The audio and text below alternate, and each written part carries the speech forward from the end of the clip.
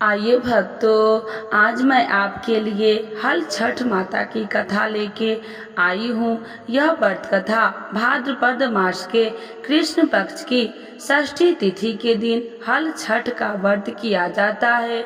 इसे ललही छठ, हर छठ, बलराम जयंती के नाम से जाना जाता है। इस व्रत को रखने से पुत्र की आयु लंबी होती है, पुत्र की रक्षा होती है तथा संतान की प्राप्ति होती है। इस दिन बलराम जी का और बलराम जी के शस्त्र हल और मुसल का पूजन किया जाता है तथा षष्ठी देवी का पूजन किया जाता है। तो आइए सुनते हैं हल छठ माता की कथा।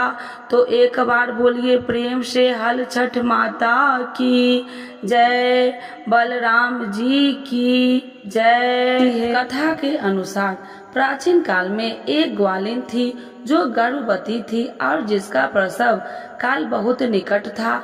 एक तरफ ग्वालिन अपनी प्रसव पीड़ा से व्याकुल थी, जो दूसरी ओर उस पीड़ा में भी उसका मैया भैंस का दूध बेचने की तरफ लगा हुआ था।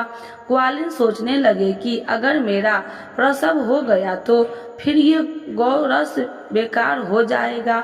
इसीलिए ग्वालिन फटाफट उठी और सिर पर दूध दही का मटका रखकर बेचने के लिए निकट गई।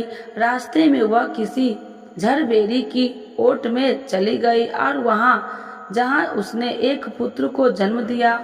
बच्चे का जन्म देने के बाद भी उसका मन दूध दही आदि चीजों के बेचने में लगा हुआ था, तो वह बच्चे को वहीं कपड़े में लपेट कर छोड़कर चली गई और गांवों की ओर दूध दही बेचने चल दी। संयोग से उस दिन भाद्रपद मास के कृष्ण पक्ष की षष्ठी तिथि थी, यानी हल षष्ठी तिथि थी। गाय भैंस के मिश्रित दूध को उसने भैंस का दूध बताकर पूरे गांव में बेच दिया। उधर जिस झरबेरी के नीचे उस बच्चे को छोड़ा था, उसके पास ही एक किसान खेत में हल चला रहा था।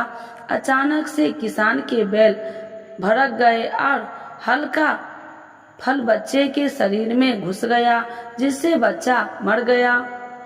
मरे हुए बच्चे को देखकर किसान बहुत दुखी हुआ और उसने हिम्मत से काम लेने उसी झरबेरी के कांटों से बच्चे को टाके लगा दी और वहीं छोड़कर चला गया। जब ग्वालिन सारा दूध दही बेचकर अपने बच्चे को पास आई तो बच्चे को मरा हुआ देख बच्चे को इस अवस्था में देखकर वह समझ गई कि वह सब उसके ही पाप की सजा है।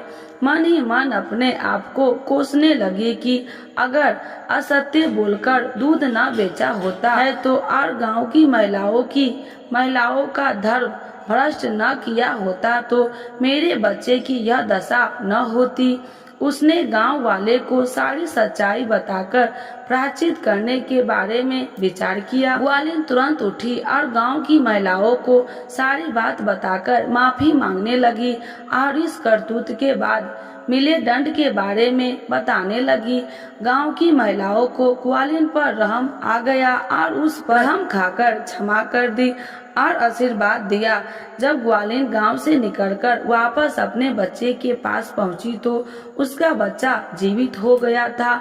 उसने ईश्वर का बहुत धन्यवाद कहा और आगे से फिर झूठ न बोलने की प्रण लिया। तो एक बार बोलिए प्रेम से, विष्णु भगवान की जय, लक्ष्मी माता की जय, राधे कृष्ण भगवान की जय।